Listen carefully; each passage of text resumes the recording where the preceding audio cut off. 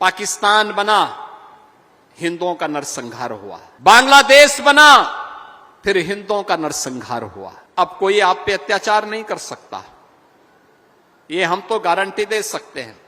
संख्या बताऊं कितने बांग्लादेशी हैं, कितने बांग्लादेश से आए हुए विस्थापित हिंदू हैं और सिख हैं। आज ये सभी बांग्ला भाषी परिवार पूरे आत्म गौरव के साथ, सम्मान के साथ न केवल अपने वर्तमान को बल्कि भविष्य को भी, उस सुनहरे सपने को आगे बढ़ने का पूरे अभिमान के साथ आगे बढ़ सकते हैं।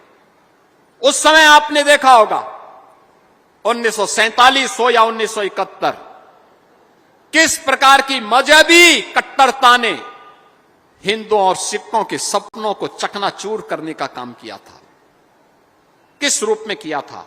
लेकिन अब कोई आप पे अत्याचार नहीं कर सकता, ये हम तो गारंटी दे सकते हैं।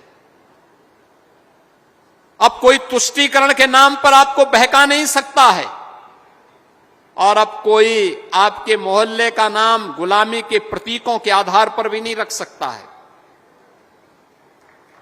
अब नहीं रख सकता है, अब आपकी पहचान को कोई समाप्त नहीं कर सकता है। हम लोगों ने विभाजन एक था, लेकिन न्याय दो तरह का। बहनों और भाइयों,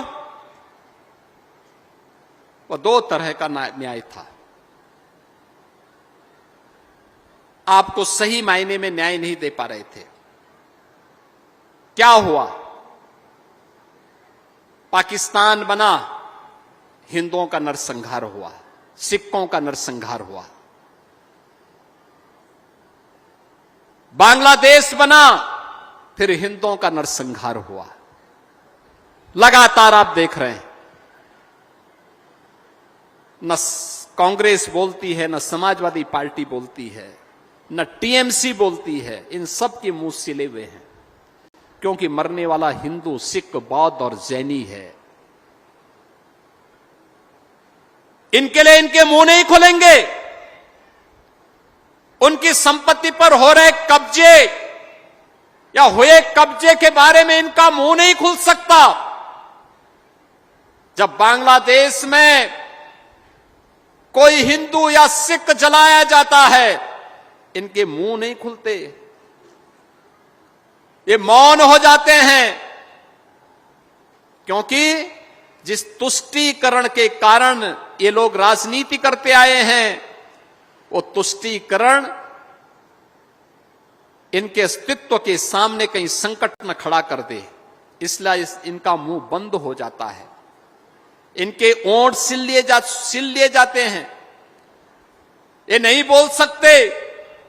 इसीलिए सिटीजनशिप अमेंडमेंट एक्ट का ये लोग विरोध करते हैं, हिंदू समाज को आपस में बांटते हैं, जाति के नाम पर, मत और संप्रदाय के आधार पर, क्षेत्र और भाषा के आधार पर।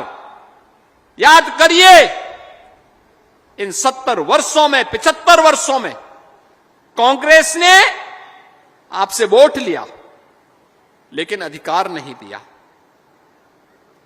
ये लोग तो अपने तो किए नहीं।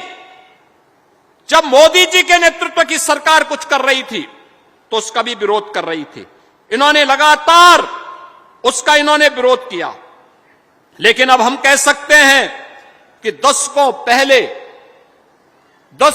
पहले जो चुप्पी थी, डबल इंजन की सरकार के सामने वो चुप्पी टूटी है। सीए का कानून बना है। कोरोना को परास्त करने के बाद अब हम आए हैं आपको आपका अधिकार दिलाने के लिए, और ये अधिकार की वही यात्रा है। बहनों और भाइयों, यहां पर लखीमपुर खीरी, गोला, धौरारा और मोहम्मदी में बसे हुए इन सभी परिवारों को, यानी जो लगभग 1031 परिवार हैं, इन परिवारों को 542 हेक्टेयर भूमि का मालिक बनाने के लिए आज हम सब यहां पर आए हैं।